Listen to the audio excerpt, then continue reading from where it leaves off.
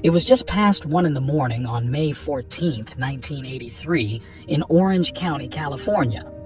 Officer Sterling and Sergeant Jaguar were on duty on the San Diego freeway when they spotted a brown Toyota Celica driving really weirdly. They went to pull the car over, and that's when they met him face to face. They didn't know it yet, but they were looking at the most wanted killer of the last 10 years. The man stood there, spilling beer on the ground and with his pants undone. He agreed to take a breathalyzer test, which he obviously failed. As they were about to arrest him for drunk driving, they felt something wasn't right, like they were missing something big.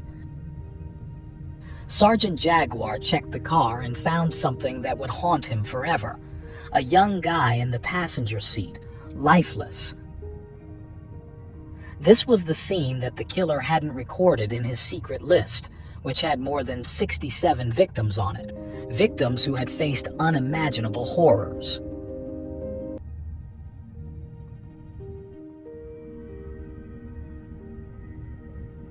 Randy Kraft was born on March 19, 1945, in Long Beach, California. He was the fourth kid and only the son of Opal Lee and Harold Herbert Kraft. Kraft's father had moved to California from Wyoming weeks after the American entry into World War II. Upon finding employment as a production operative at Douglas Aircraft Company, he was joined by his wife and 3 daughters. The Kraft family lived modestly, and Kraft's mother took several jobs to supplement her husband's assembly line salary.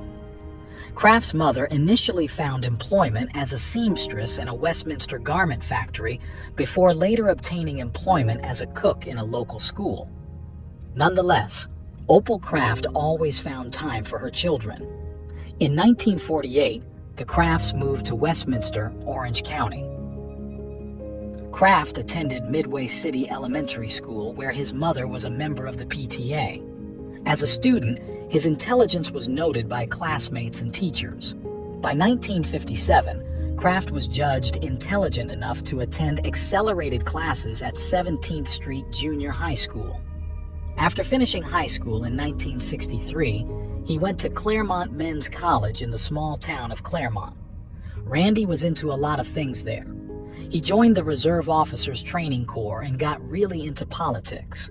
In 1964, he even supported the Vietnam War publicly and helped campaign for Barry Goldwater, the Republican presidential candidate.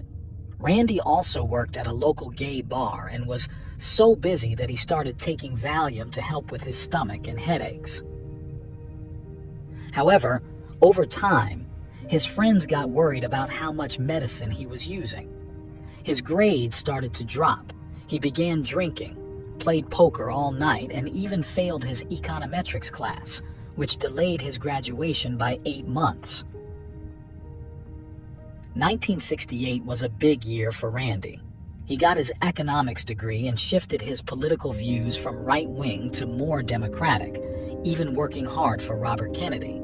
That same year, he joined the U.S. Air Force, aced the tests, and showed he was really smart with an IQ of 129. He got sent to Edwards Air Force Base in Kern County, California, a place with high security. But in 1969, Randy's life changed dramatically when he told his family and friends he was gay. They accepted him, but the military didn't, and he was forced to leave. Feeling down, Randy went back to bartending and later became a truck driver in Huntington Beach. He also started teaching courses at California State University, Long Beach. There, he met Jeff Graves, a younger guy from Minnesota. They started dating, and it looked like Randy was getting his life back on track. But he had a dark secret. In March 1970, while wandering around Huntington Beach, Randy met 13-year-old Joseph Alvin Fancher, who had run away from home. Randy invited him to live together, which seemed nice, but he had evil intentions. After bringing Joseph to his apartment, Randy drugged and attacked him. Joseph managed to escape while Randy was at work, and a passerby saw Joseph's bad state and called for help. Joseph was taken to the hospital, where he told the police about being drugged and beaten by Randy, but he didn't mention the abuse. The police went to Randy's apartment without a warrant, and fearing for their jobs, they decided not to press charges, leaving Randy free to offend again. By the end of 1971, the police found an unidentified, decomposed body on Ortega Highway.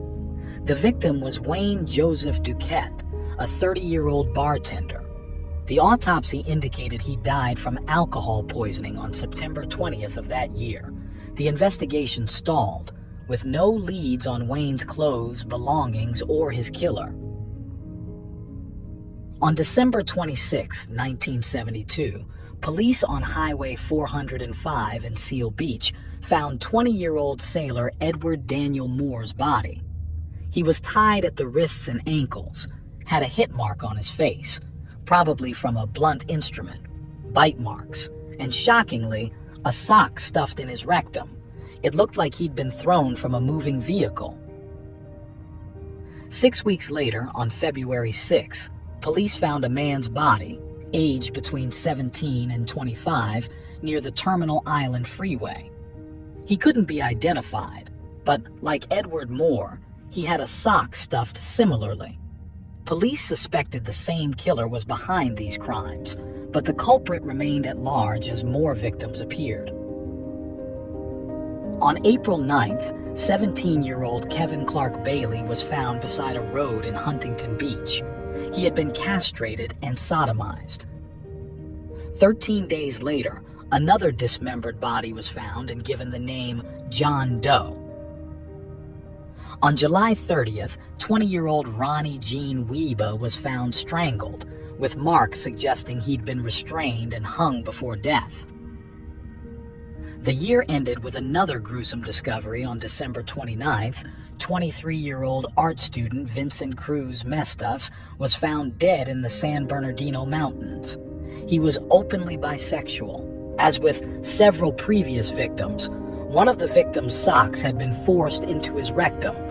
Mestas's hands had been severed from his body and were never found.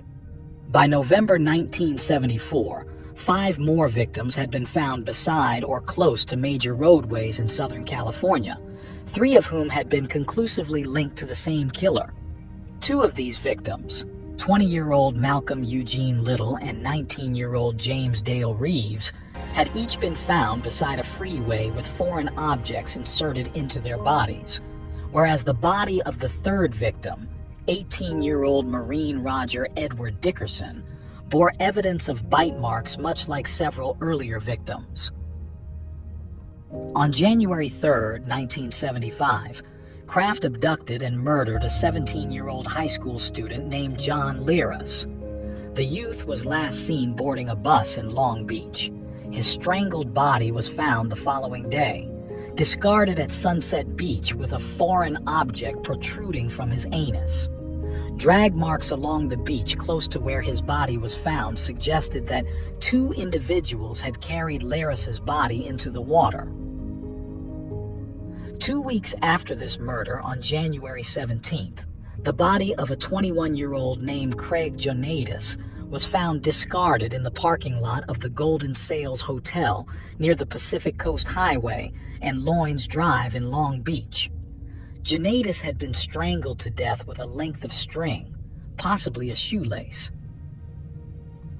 By January 1975, a total of 14 victims, whose bodies had been found discarded across 4 separate counties over the previous 3 years, had been linked to the same killer. All the victims had been Caucasian males with similar physical characteristics. On March 29, 1975, Keith Crotwell and his friend Kent May left home to hitchhike south, unaware of the fate awaiting them. Kraft lured the 2 men from a Long Beach parking lot into his Ford Mustang. The youths were given beer and Valium as Kraft drove in a random, aimless manner around Belmont Shore and Seal Beach. The police started searching right away, and soon they got a tip from 2 young people. They said they saw Crotwell and May in a black and white Mustang speeding into a parking lot. The driver quickly leaned over, opened the passenger door, and pushed May out onto the ground. He was almost out of it, probably from drinking or drugs. They saw Crotwell slumped over the driver's shoulder before the car sped off into the night. A month later, they found Crotwell's head at a pier near Long Beach Harbor. The police scoured the city for clues to find the driver. They eventually got a name, Randy Kraft. On May 19th, he was questioned. He admitted picking up Crotwell, but claimed he left him at a cafe and knew nothing more. He also said his car later crashed and he had to call a tow truck. Jeff, still his partner, backed up his story. The detectives didn't believe him, but the Los Angeles County prosecutors wouldn't charge him due to the lack of evidence and because they couldn't find the rest of Crotwell's body or determine how he died. So, Jeff was free again. After a cool-down period, his crime spree just got worse.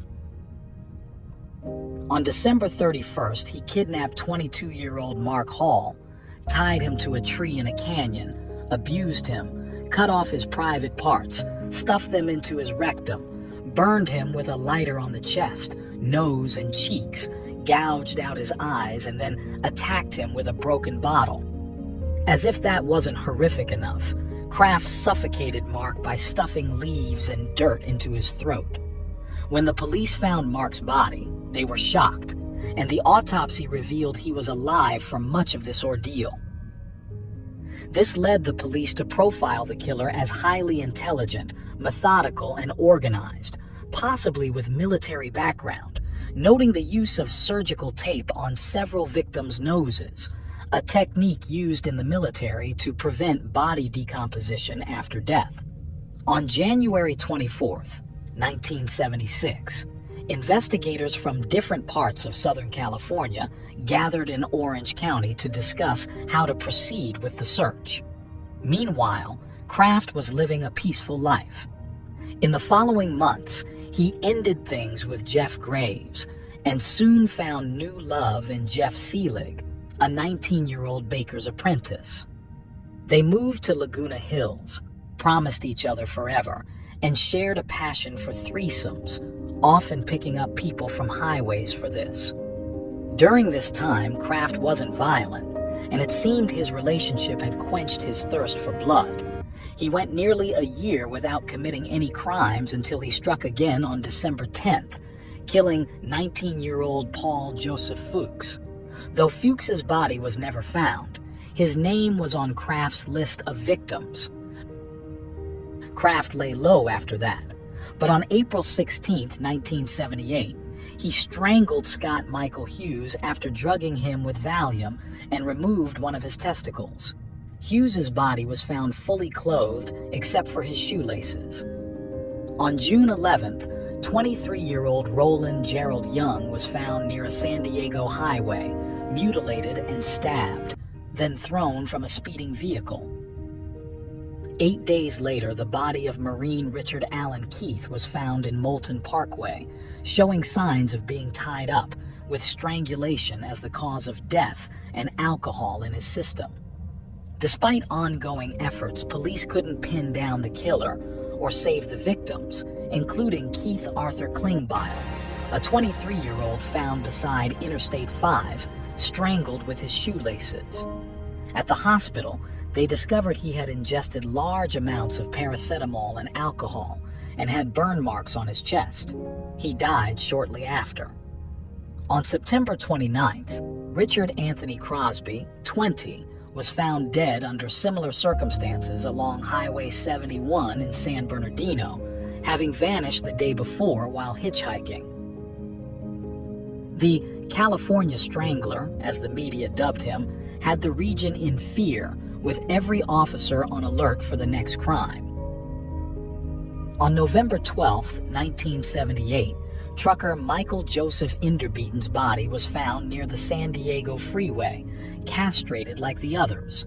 In addition to having been castrated, Inderbeaton had been violated with a foreign object and had suffered burns similar to those inflicted on victim Mark Hall 2 years previously.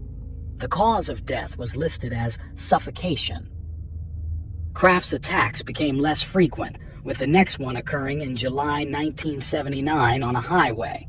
Donnie Harold Crissell, a 20-year-old sailor, died from acute alcohol poisoning, with signs of being tied and tortured. 2 months later, parts of 21-year-old British tourist Keith Anthony Jackson were found in trash bags behind a Union 76 gas station in Long Beach. A sock was found inserted in his rectum. Only Jackson's head, torso, and left leg were ever found. 2 weeks later, on September 14th, the body of 19-year-old Gregory Wallace Jolly was found in Lake Arrowhead. Jolly had been emasculated, and his head and legs had been severed after death. His possessions were later found in Kraft's home. On February 18, 1980, 19-year-old Mark Allen Marsh's body was dumped near Templin Highway, last seen hitchhiking to Buena Park. That summer, Kraft's job took him to Oregon, where he stayed in Portland and claimed 2 more victims. Michael Sean O'Fallon, a recent college graduate hitchhiking across the country, fell prey to Kraft, who drugged and strangled him, his body found near Salem. The following day, Kraft is believed to have killed a man estimated to be aged between 35 and 45 years old, whose body was found beside a freeway in the city of Woodburn. Kraft forced him to swallow a toxic level of Valium and paracetamol before strangling him with a cord. In September, Kraft returned to California and resumed his crimes, this time involving Robert Loggins, with whom he took incriminating photos. These photographs, which were subsequently found in Kraft's possession, show Loggins in Kraft's living room slumped fully clothed on his sofa, apparently intoxicated, and in various nude, pornographic postures. All these pictures depict Loggins with his eyes closed. It is unknown whether the victim was alive or dead when they were taken. On April 10, 1981, he kidnapped Michael Cluck while hitchhiking, brutally killing him with 31 blows to the head after assaulting him, and dumped his body near Interstate 5 in Oregon. 4 months later, the partially clothed body of male prostitute Christopher Allen Williams was discovered in the San Bernardino Mountains. He had ingested several drugs, and a paper towel stuffed in his nostrils caused him to choke on his own mucus. By early 1982, the relationship between Kraft and Selig had become marred by frequent fights and episodes of temporary separation.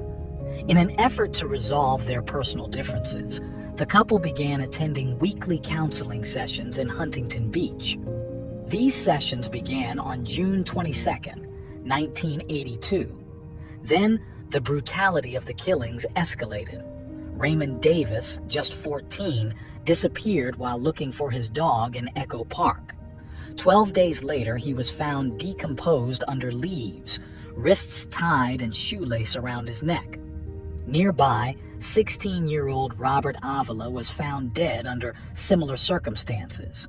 He had been strangled to death with a length of stereo speaker wire. Kraft is not known to have killed again until November 1, 1982, when he abducted and murdered a 24-year-old Modesto man named Arna Mikial Lane. Lane was last seen hitchhiking towards Orange County in search of work. His body was not found until January 1984, discarded on a hillside close to the town of Ramona. 4 weeks after Lane's murder, the semi-nude body of 26-year-old Brian Witcher was dumped from a moving vehicle alongside the Interstate 5 freeway, close to the city of Wilsonville, Oregon. Witcher had ingested high levels of both alcohol and Valium, but he died of asphyxiation. On December 3, 1982, 29-year-old Anthony Jose Silvera vanished while hitchhiking. 2 weeks later, his body was found, showing the same signs as previous victims. After this murder, Randy left on business, returning with Silvera's military jacket, ready for more victims. Before returning, he stopped in Michigan, staying at the Grand Rapids Hotel where he met Dennis Alt and Christopher Schoenborn. He drugged and assaulted them, then murdered Dennis by suffocation and Christopher by strangling him with a belt after inserting a pen into Christopher's urethra. Their bodies were found on December 9, 1982, in a field near the hotel. Kraft left Schoenborn's keys and Silvera's jacket in his room before fleeing. That month in Portland, he killed 19-year-old Lance Taggs by overdosing him with drugs and suffocating him with a sock in his windpipe. His body was discovered the following day, discarded alongside a rural road in Clackamas County, close to where the body of Witcher had been found just 2 weeks earlier. Eric Church, 21, last seen hitchhiking from Orange County to Sacramento, was found dead along Interstate 605, suffering similar tortures to Dennis and Christopher, but with signs of struggling against his restraints. He died from strangulation and severe head injuries. On February 12, 1983, Kraft killed 2 Buena Park men, 18-year-old Jeffrey Nelson and 20-year-old Roger Duvall. The 2 young men were last seen outside the house of a friend named Bryce Wilson shortly after midnight when they told Wilson they intended to purchase something to eat. Kraft continued these heinous acts, unaware that his luck was about to change dramatically. It was 1:10 a.m. on May 14, 1983, when Officer Sterling and Sergeant Howard spotted a brown Toyota Celica driving erratically on the San Diego freeway in Orange County. They pulled it over, and out stepped Randy Kraft, casually tossing a beer bottle onto the pavement. Officer Sterling noticed Kraft's pants were undone, which was really odd. He had Kraft do some sobriety tests, which he clearly failed, so they arrested him for drunk driving. Meanwhile, Sergeant Howard approached the Celica and observed a young man slumped with his eyes closed in the vehicle's passenger seat, partially covered by a jacket. Several empty Moosehead beer bottles and an open prescription bottle of lorazepam tablets were strewn around his feet. Howard attempted to wake the man. Receiving no response, Howard attempted to rouse the man by shaking his arm, only to note the individual had a low body temperature. Upon checking for a pulse, Howard noted the man was dead, with a ligature mark visible around his neck. Lifting the jacket from the victim's lap, Howard noted the victim's jeans had been opened to expose his genitalia. In addition, the victim's hands had been bound with a shoelace, and his wrists bore evidence of welt marks. Later identified as Terry Lee Gambrell, a 25-year-old Marine stationed at El Toro Air Base, the victim had been strangled to death. Searching the car, Howard also found lots of damning evidence: alcohol, tranquilizers, various prescriptions, and an envelope with over 47 eerie photos showing young men in explicit, lifeless poses. Plus, there was blood on the passenger seat, but it wasn't Gramble's since he had no open wounds. Howard had a hunch they had caught the California Strangler. They took Kraft to the sheriff's department and searched his house, finding clothes and belongings of many young men whose bodies had been found over the years, along with more photos of unconscious or dead men. But the most shocking find was Kraft's coded list of 61 victims, including 4 double murders, totaling 65 young men. Gramble was not on the list since his death led to Kraft's arrest. After matching the list with discovered bodies, the count reached 67, clearly indicating Kraft needed to face the harshest penalty. The California Strangler was charged with 15 murders between December 1972 and May 1983, after over 700 witnesses were interviewed and more than 250 pieces of evidence were presented. The trial began on September 26, 1988, where Kraft pleaded not guilty but was convicted and sentenced to death on November 29, 1989. Following a moratorium in California, his sentence was changed to life without parole. While his capture brought peace to the region, it left an unresolved question. Did he have an accomplice? Some details of Kraft's crime suggested he might not have acted alone. On one hand, forensic evidence in 2 cases revealed an extra set of fingerprints and DNA that didn't match the California Strangler. On the other, it seemed unlikely that Kraft could have moved bodies weighing up to 200 pounds alone, and it was even more suspicious that he kept them in his car for long periods without anyone noticing. Moreover, the photos Kraft had of the murdered men had to be developed somewhere over the years, yet no photo lab ever reported these images to the police. Initially, it was thought Kraft might have developed them himself, but he lacked a darkroom and the necessary skills. Suspicion fell on Jeff Graves, Kraft's ex-partner, but he died before the police could question him, leaving the mystery unsolved. However, a breakthrough seemed to come years later when Bob Jackson claimed to have the answers. After Dennis McDougal published his book, Angel of Darkness, about the California Strangler in 1991, Jackson contacted him, confessing to killing 2 hitchhikers with Kraft, one in Wyoming in 1975 and another in Colorado in 1976. However, authorities in both states said they couldn't verify these claims. Jackson insisted he knew more about Kraft, claiming Kraft's list only included the most memorable murders and that the real number of victims was closer to 100. McDougal reported this to the police and provided interview recordings. The detectives questioned Jackson but didn't believe him. No murder charges were filed against him, and he was eventually persuaded to check into a psychiatric hospital. Jackson gained some notoriety when his claims were published in a Beach magazine article in January 2000. Meanwhile, Kraft sued McDougal and the Angel of Darkness publisher, claiming the book tarnished his reputation, portrayed him as sick and insane, and hindered his future job prospects, demanding $62 million in damages. The lawsuit was dismissed as frivolous in June 1994, ending the fabrications of the California Strangler. Kraft is still in prison. Despite most of the bodies being found, 22 remain unlocated. The California Strangler shows no interest in aiding the investigation or expressing remorse for his actions. His sadistic crimes are as shocking as his ability to evade capture for a decade, instilling terror and leaving a bloody stain across California.